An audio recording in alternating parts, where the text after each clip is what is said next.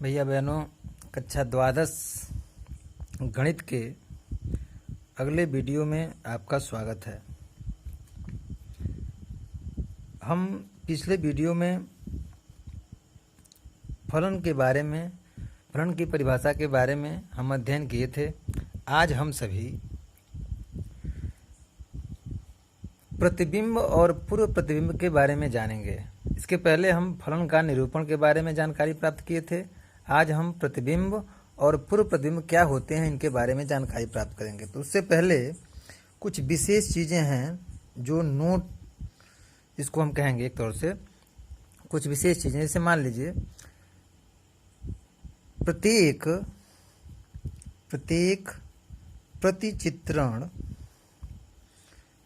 प्रतिचित्रण या फलन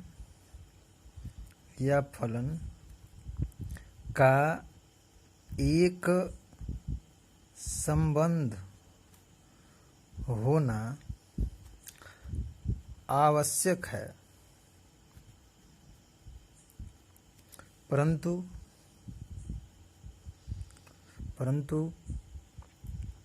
प्रत्येक संबंध का एक फलन होना आवश्यक नहीं है।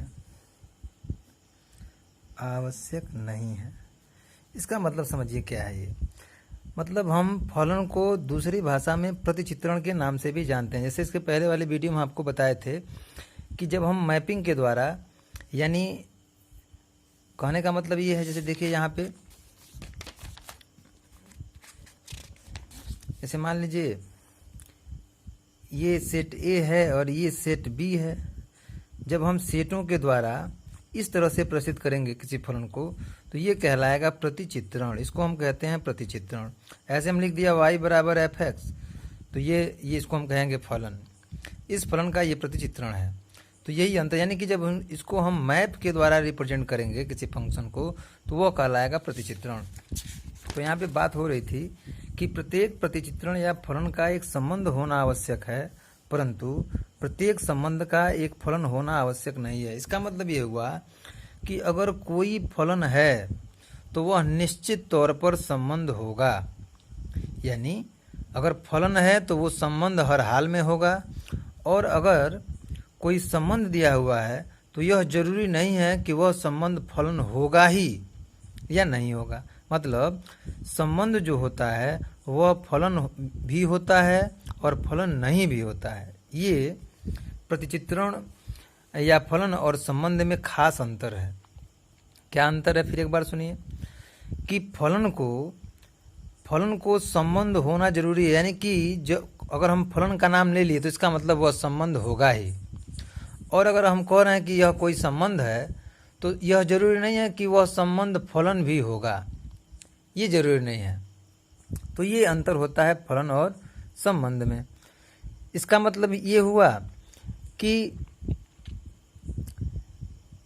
एक अवयव के दो या दो से अधिक अवयवों से संबंधित नहीं हो सकता। अगर कोई समुच्चय मान लीजिए ए है तो ए का एक अवयव समुच्चय बी के दो या दो से अधिक अवयवों से संबंधित नहीं हो सकता, जबकि ए के एक से अधिक अवयव बी के एक ही अवयव से संबंधित हो सकते हैं। ये कहने का मतलब ये है कि कोई भी संबंध फलन तब होगा कि जब किसी समुच्चय ए का कोई अवयव बी में एक और केवल एक सुनिश्चित अवयव हो। अर्थात समुच्चय ए का एक अवयव समुच्चय बी के दो या दो से अधिक अवयवों से संबंधित नहीं हो सकता है, जबकि ए के एक से अधिक अवयव बी के एक ही अवयव से संबंधित हो सकते हैं। अभी इसको आगे जब हम पढ़ेंगे तो और क्लियरली पढ़ेंगे। अभी हम फिलहाल इतना ही जाने कि प्रत्येक प्रतिचित्रण या फलन का एक संबंध होना आवश्यक है, परंतु प्रत्येक संबंध का एक फलन होना आवश्यक नहीं है। इसका मतलब अगर हम फलन की बात कर रहे हैं तो उस फलन में संबंध छिपा हुआ है। यानी फलन अगर कोई होगा तो वह संबंध होगा, लेकिन अगर कोई संबंध है तो उसको हम फलन नहीं कह सकते हैं। वह फलन हो भी सकता है और नहीं भी हो सकता है। तो ये अंतर है।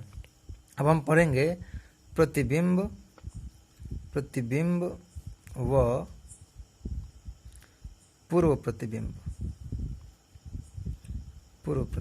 इसको हम बोलते हैं इमेज एंड प्री इमेज। इसका देखिए क्या मतलब है। जैसे मान लीजिए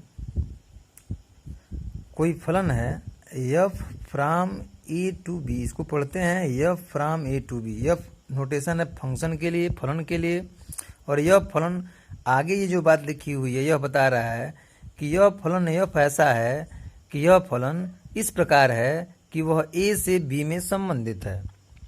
अर्थात इसको कहेंगे अर्थात a से b में कोई प्रतिचित्रण f है। अब मान लीजिए कि f के द्वारा समुच्चय a का कोई अवयव x, मान लीजिए हम इसको लिख रहे हैं, मान लीजिए f के द्वारा समुच्चय a का कोई अवयव x समुच्चय b के किसी अवयव y से संबंधित है, तो y को x का f प्रतिबिंब, तथा x को y का पूर्व प्रतिबिंब कहते हैं। समझिए इस बात को, हमने क्या कहा। जैसे मान लीजिए यह कोई समुच्चय है A और यह कोई समुच्चय है B।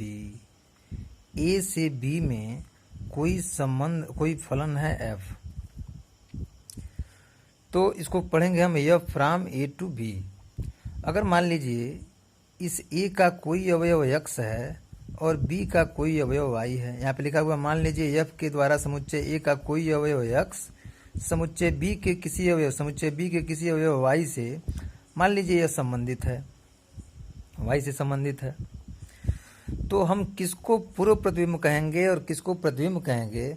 तो यहाँ पर देखिए, यहाँ पर y को कहेंगे कि y जो है वह x का प्रतिबिंब है। फिर समझिए, इस y को कहेंगे कि यह y x का प्रतिबिंब है,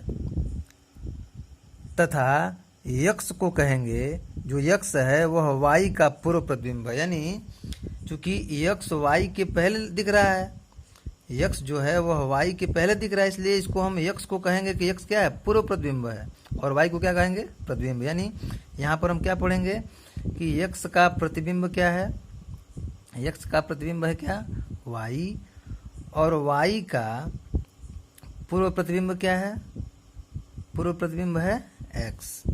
तो ये अंतर है प्रतिबिंब में और पूर्व प्रतिबिंब में। यानी कहने का मतलब ये है कि समुच्चय A का कोई भी अवयव समुच्चय B के जिस अवयव से संबंधित होगा, तो हम कहेंगे समुच्चय A के उस अवयव का प्रतिबिंब वो है, समुच्चय B का अवयव है, और समुच्चय B का अवयव का पूर्व प्रतिबिंब समुच्चय A में होगा।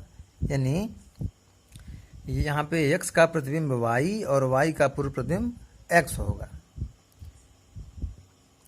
इसका मतलब ये हो गया कि यहाँ से हम कह सकते हैं कि A के सभी अवयवों के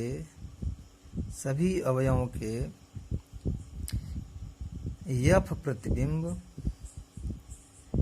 प्रतिबिंब समुच्चय किस में होते हैं, B में होते हैं। बी में होते हैं।